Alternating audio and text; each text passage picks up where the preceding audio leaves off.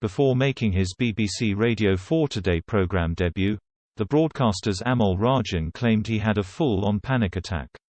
Ahead of his first day on Monday's edition of the show, Mr. Rajan noted the extent of his nerves the night before. Mr. Rajan, the BBC's media editor, said he managed only an hour's sleep before arriving for his first shift on the flagship show at the sobering hour of 3:45 a.m., as he thanked his wife and colleagues for helping him make it to the mic. He wrote on Twitter alongside an early morning shot of him in the studio, 10 p.m. last night I had a full-on panic attack. Worked myself up into a frenzy, catastrophizing about the first shift on BBC's Radio 4 Today. Had 3 massive rums and a bit else. Got 1 hour kip, in at 3.45, below. Survived. Thank you so much for all the niceness and constructive criticism. Mr. Rajan, who recently finished as presenter of Radio 4's The Media Show, will now host the flagship breakfast program with Justin Webb, Michelle Hussain, Martha Kearney and Nick Robinson. His background is largely in print journalism as a former editor of The Independent. He also used to write a Monday column for the London Evening Standard, in which he talked about various topics. In 2012, he criticised the way the UK press covers the royal family, arguing British journalists only portray a confected picture to the audience. Mr. Rajan made the example of Kate, the Duchess of Cambridge, and how the public never sees a picture of her on the front pages when she isn't smiling and looking gorgeous. He wrote, "But like the rest of us she is prone to bad moods and bad breath, and doesn't look her best on a hangover. You wouldn't know that from media coverage of her. What you get is an idol, not a person." The journalist also admitted not being a big fan of Prince Philip and Prince Charles.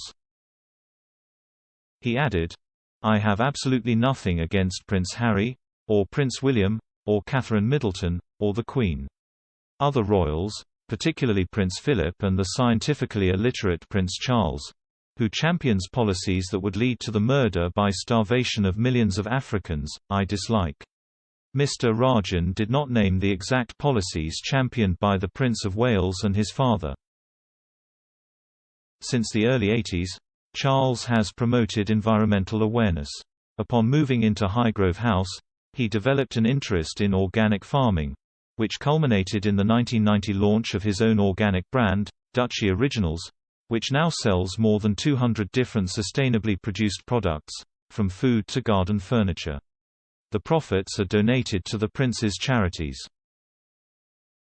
Along similar lines, the Prince of Wales became involved with farming and various industries within it, regularly meeting with farmers to discuss their trade.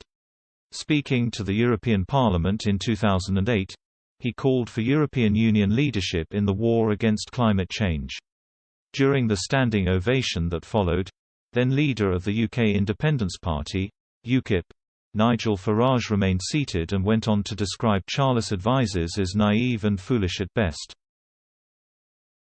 In a speech to the Low Carbon Prosperity Summit in a European Parliament chamber a few days later, Charles said that climate change skeptics were playing a reckless game of roulette with the planet's future and were having a corrosive effect on public opinion. He also articulated the need to protect fisheries and the Amazon rainforest, and to make low-carbon emissions affordable and competitive. In 2011, Charles received the Royal Society for the Protection of Birds Medal for his engagement with the environment, such as the conservation of rainforests. According to unearthed reports, though, Charles' views are different to the ones of his late father, Prince Philip.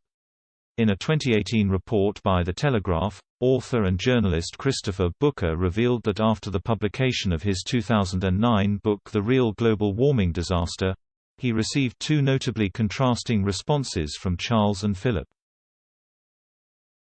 In the book, Mr. Booker asserts that global warming cannot be attributed to humans, and then alleges how the scientific opinion on climate change was formulated. He claims that global warming is not supported by a significant number of climate scientists, and criticizes how the UN's Intergovernmental Panel on Climate Change, IPCC, presents evidence and data, in particular citing its reliance on potentially inaccurate global climate models to make temperature projections. In the Telegraph report, the journalist explained that after his book's publication, the Prince of Wales protested that he was quite bemused by his views on global warming, and struck him off the royal Christmas card list. On the other hand, his father, Prince Philip, reportedly wrote Mr. Booker a long, thoughtful and sympathetic letter, in which he also wanted to correct a mistake he had made in the book. Mr. Booker said, "I had said Prince Philip was still a supporter of the World Wildlife Fund, which he co-founded in 1961. In fact," he said, "he had withdrawn from the WWF after it switched from its original focus on saving endangered species to relentless campaigning against global warming." The Duke of Edinburgh, the longest-serving consort in British history, died peacefully at Windsor Castle on April 9 this year.